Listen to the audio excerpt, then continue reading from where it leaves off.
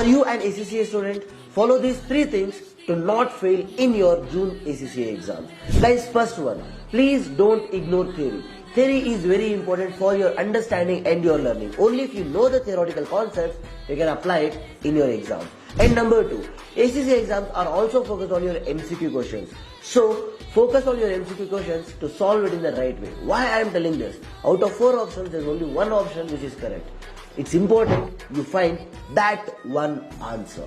And if it's a theory where you are supposed to write the answers, it is very easy for you, because out of whatever you write, even if 20% is right, you may get some marks. But when it comes to MCQ, that's not the scene. And the third one is, don't focus on by-hearting, focus on learning, and learning. If at all you don't do this, right, the chances of you passing ACCA exam will be difficult, and more than 90% of the students fail in their ACCA exams because of this one mistake.